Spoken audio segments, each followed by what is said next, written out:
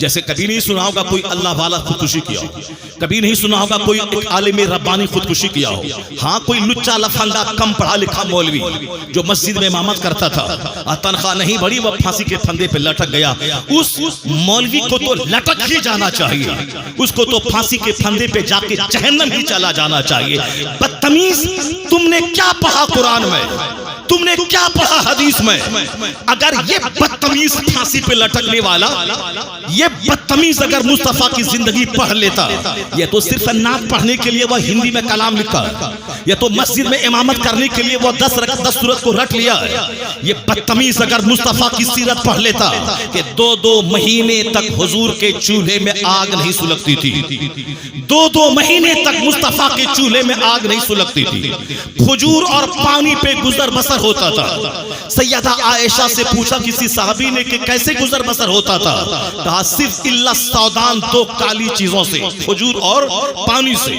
البتہ پڑوس میں ایک شخص تھا جو کبھی کبھار بکری دوہ کر دودھ حضور کی خدمت میں پیالے میں پیش کر دیتا تھا، اور حضور نہ کھا کر کے وہ دودھ مجھے دے دیا کرتے، نہ پی کر کے مجھے دے دیا کرتے تھے.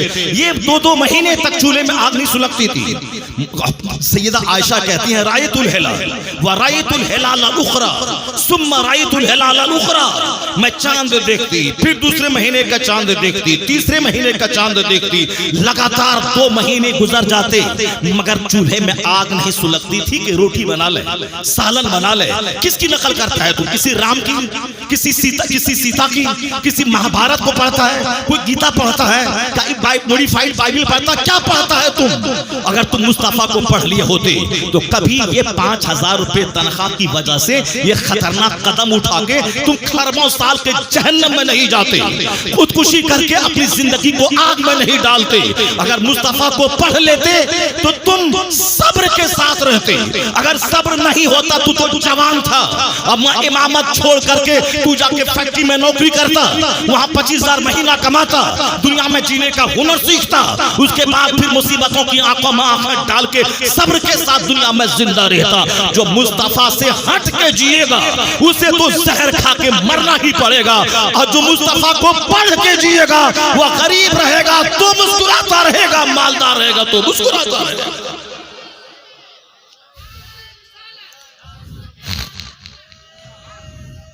اور چند جوکر ہیں جو اس کی حمایت میں لکھ رہا ہے یہ زہر کھا کے مر گیا، یہ پھانسی کے پھندے پہ لٹک گیا. پھانسی کے پھندے پہ لٹکنے والا وہ ہوتا ہے جو دین دنیا نہیں سمجھتا، جو دین کو نہیں سمجھتا. سشانت سنگھ راجپوت وہ اربوں میں کھیلتا تھا، وہ کیوں پھانسی کے پھندے پہ لٹک گیا؟ صرف غریبی سے جھنجلا کے بہت سارے لوگ ہیں جو مکتب میں کماتے ہیں 5000 روپے مہینہ، کہاں زہر کھا کے مر رہے ہیں. بہت سارے لوگ ہیں ہمارے جھالیدہ میں جو ٹھیلا اور ریڑی پہ سیب کے بیچ کر دن میں 300 روپے کما کے جیتے ہیں، کہاں وہ خودکشی کر رہے ہیں. بہت سارے لوگ ہیں سڑک کے کنارے، وہ سیب اور پھٹا ہوا سنترا بیچتے ہیں، 200 روپے کماتے ہیں، کہاں زہر کھا کے مرتے ہیں. بہت سارے ہمارے سماج کے مزدور ہیں جو 5 گھنٹے 8 گھنٹے اینٹ ٹھو کر نیچے سے 3 منزلہ مکان پہ اینٹ چڑھاتے ہیں پسینے میں شرابور ہو کے، وہ کہاں خودکشی کرتے ہیں، وہ کہاں زہر کھا کے مرتے ہیں. زہر کھا کے مرے گا وہ جو قرآن نہیں پڑھے گا، پھانسی کے پھندے پہ لٹکے گا وہ جو حضور کی حدیث نہیں پڑھے گا، پھانسی کے پھندے پہ لٹکے گا وہ جو سرکار کی سیرت سے روشنی حاصل نہیں کرے گا، جو پڑھ کے صرف دوسروں کو سنائے گا، خود اپنا عمل نہیں کرے گا، اسے تو زہر کھا کے مرنا ہی پڑے گا. اس لیے میں تم سے کہتا ہوں کہ دین سیکھو، مصطفیٰ کو اپنا آئیڈیل مان لو، سرکار دو جہاں کی سنت کو سیکھ کے اپنے گھر میں سنتوں کا ماحول پیدا کر. اگر 5 دن کا فاقہ بھی ہوگا تو تیرے گھر میں اگر اہل بیت کی محبت ہے تو سیدہ فاطمہ 3 دن سے بھوکی ہیں، مولا علی 3 دن سے بھوکے ہیں، ان کی کنیز فضہ 3 دن سے بھوکی ہے، 3 دن کا روزہ ہے. یہودی کے ہاں سے آٹا قرض لا کے روٹی بنائی گئی ہے، افطار کے ٹائم میں ایک مسکین آ گیا، روٹی اٹھا کے دے دی گئی، پانی پی کے روزہ دوسرا روزہ چالو ہے. دوسرے دن روٹی بنی، ایک قیدی آ گیا، روٹی اٹھا کے دے دی گئی، پھر پانی پی کے تیسرا روزہ چالو ہے. اور تیسرے دن روٹی تیار ہوئی تو ایک یتیم آ گیا، تو تینوں دن یتیم، مسکین اور قیدی کو روٹی دے دی گئی. اور یہاں فاقے میں ذرا شکوہ تک نہیں ہے، اور ان کا فرمان کیا ہے؟ میں تمہیں جو کھلا رہا ہوں اللہ کی محبت میں کھلا رہا. لفظ تھینکس بھی میں تم سے سننا نہیں چاہتا کہ تو لفظ شکریہ کہے. نہیں, میں اللہ رب العزت سے اس کا بدلہ مانگتا ہوں. تو اللہ نے جبرائیل امین کو بھیج کے مصطفیٰ کے گھر والوں کی تعریف کی. وَيُطْعِمُونَ الطَّعَامَ عَلَىٰ حُبِّهِ يَتِيمًا وَمِسْكِينًا وَأَسِيرًا, اور کھلانے کے بعد کہتے ہیں انما نطعمکم لوجہ اللہ لا نريد منکم جزاء ولا شکورا. ہم اس کا کوئی بدلہ اور لفظ شکریہ بھی تجھ سے سننا نہیں چاہتے. ہم نے جو بھوکا رہ کے کھلایا ہے وہ صرف اللہ سے بدلہ مانگنے کے لیے میں نے کھلایا ہے.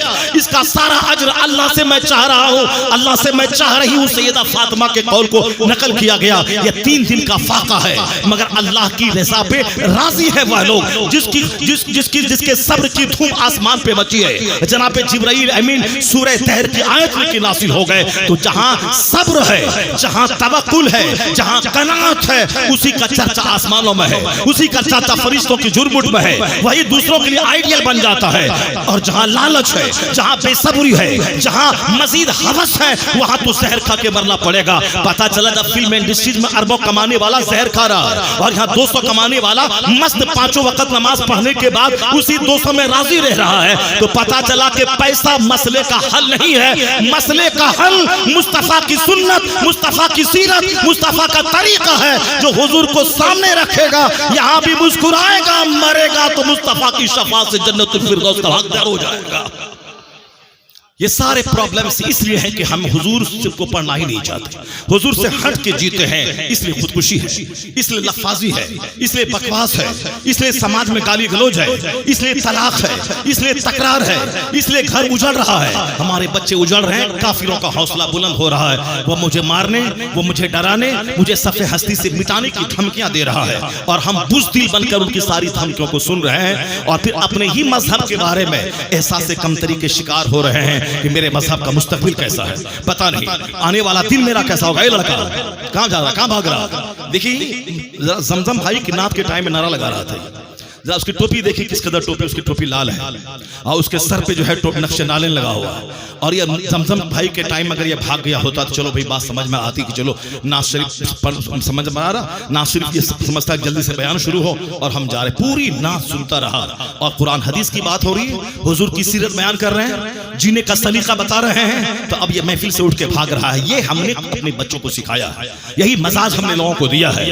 جلسہ کو اس لیے اٹھ گیا ہوگا, اس ہم بدگمانی نہیں کر رہے ہیں, اگر کسی وجہ سے اٹھ گیا تو ٹھیک ہے, ورنہ نہیں تو عام طور پر جو بچوں کا نیچر ہے وہ تقریر میں کامیڈی سننا چاہتا ہے, وہ تقریر میں لطیفہ سننا چاہتا ہے, وہ تقریر میں بغیر سر پر کے لچھے دار جملے سننا چاہتا ہے, تاکہ صاحب بولیں بولیں بولیں پٹاک سے پٹک کر کے نعرہ لگواتے ہیں. جو ہمارے لوگوں نے ماحول بنا دیا, پٹک کے نعرہ لگوانے کا جو ماحول بنا دیا ہے, سلیقے سے قرآن حدیث اور سیرت کی بات ہی کوئی نہیں سننا چاہتے.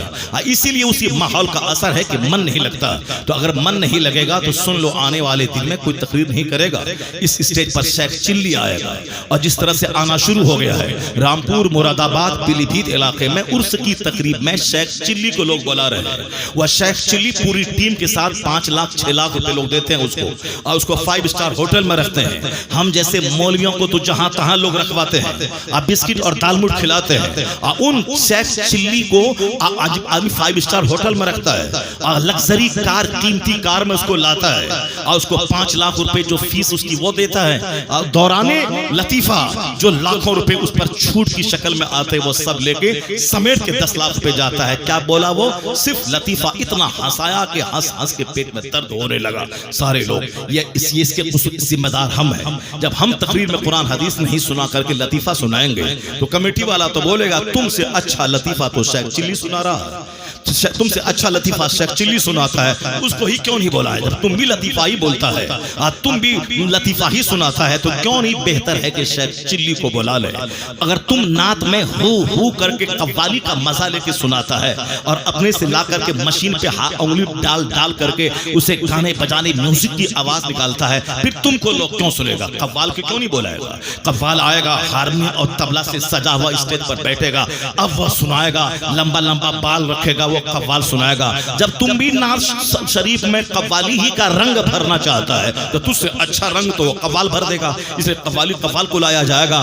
اگر آپ نے جلسے کی قدر نہیں کی, قرآن حدیث کے سننے کا ماحول نہیں بنایا اور نعت خوانی کو کم نہیں کیا, صرف ایک نعت ہوگی جیسے اجمل اور بیکل پڑھتے تھے, 5 اشعار پڑھتے تھے, اس کے بعد 5 گھنٹے کی تقریر ہوتی تھی. نظامی صاحب ہیں, علامہ رسول قاضی علیہ رحمہ ہے, اور صاحب بڑے بڑے خطبہ آ رہے ہیں. نعت ہوئی 5 منٹ کے لیے, اس کے بعد صرف خطاب ہو رہا ہے. اور بعض کے دنوں میں جب نعت خوانی لمبی ہوئی تو ہمارے بزرگوں نے کہا تھا کہ آنے والے وقت میں پھر دیکھنا یہ سر کا درد ہو جائے گا.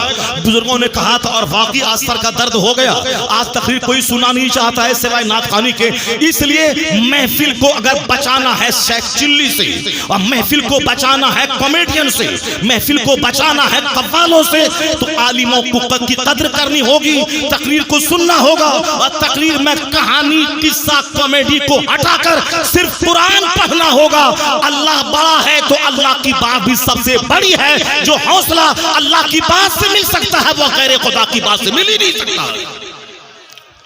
یہ قصور ہمارا ہے کہ میں مطالعہ نہیں کرتا, اس لیے میں کامیڈی کا سہارا لیتا ہوں, میں کہانی کا سہارا لیتا ہوں. اگر تم خطیب ہو تو قرآن پڑھو, قرآن پڑھ کے لوگوں کو بتاؤ, لوگوں کو حوصلہ دو, حضور کی حدیث پڑھ کے بتاؤ کہ حضور نے کیا کہا ہے. پھر اس کے بعد تب خطابت کا حق ادا ہوگا. قصہ کہانی اور کامیڈی سے نہیں ہوگا. ہاں ہاں ہاں ہاں کرنے سے کام نہیں چلے گا, ایکٹنگ کرنے سے کام نہیں چلے گا, لباس بدلنے سے کام نہیں چلے گا. قرآن پڑھ کے سنا, حضور کی حدیث سنا, سرکار کی سیرت سنا, اور محفل 1 گھنٹے کی ہو مگر پوری مذہبی محفل ہو, نہ کہ اس میں دنیا اس میں مکس ہو جائے. اگر ایسا ہوا تو یہاں سے نوجوان اٹھیں گے تو مسجد کی بربادی کا رونا نہیں, مسجد کی آبادی کا منظر دیکھنے کو مل جائے گا. اللہ تبارک و تعالی ہم سبوں کو دین سننے, دین سیکھنے اور دینی محفلوں کی قدر کی توفیق عطا فرمائے. میں نے بات وہاں سے اٹھائی تھی, واز سے دل زندہ ہوتا ہے, تقریر سے آدمی کا خیال بدلتا ہے, آدمی زندگی میں یو ٹرن لیتا ہے. کیسے لیتا ہے؟ ایک مثال میں دیتا ہوں آپ کو کہ گفتگو کیسے آدمی کی تقدیر بدل دیتی ہے, گفتگو آدمی کے کیسے سوچ بدل دیتی ہے, گفتگو کا کیا اثر ہوتا ہے. اگر آپ کی توجہ اگر میری طرف ہے تو آپ غور سے سنیے اس کو. گفتگو ہی تو تھی. ایک شخص نے حضرت بلال کو کہا یا ابن السودا, ایک کالی عورت کا بیٹا, قالین کا بیٹا آدمی ہے, آدمی کی زبان سے بات نکل گئی, زبان پھسل گئی, زبان سے کہہ دیا ایک کالی عورت کا بیٹا. انہوں نے نہیں ہاتھ اٹھایا کہ تم نے ہم کو کیوں کہا قالین کا بیٹا, تم نے میری ماں لگا کہ مجھ کو کیوں کہا, مار دیں گے کاٹ دیں گے. نہیں, مارنے کاٹنے کی بات وہ کرتا ہے جن کے پاس عقل نہیں ہوتی ہے. یہ مار کاٹ صرف جہاد کے لیے, جب مسجد کی آبرو خطرے میں پڑ جائے, جب ہمارا مسلمان بنا رہنا مشکل ہو جائے, اس وقت صرف دعا سے کام نہیں چلے گا, اس وقت دماغ میں جہاد کا جنون چڑھانا ہوگا. مرنا تو ہے ہی, چاہے بزدل بن کے کیوں مرے, ہاسپٹل میں ایڑی رگڑ کے کیوں مرے, کیوں دوسروں کے سامنے کھگیا کے مرے. موت مرے وہ 2-4-10 مشرکین کو جہنم پہنچا دے, پھر شہادت کی موت مرے, پھر شہادت کی موت مرے. یہ ہے, وہ ہے جہاد. جہاد کب ہے؟ جب میرا نماز پڑھنا مشکل ہو جائے.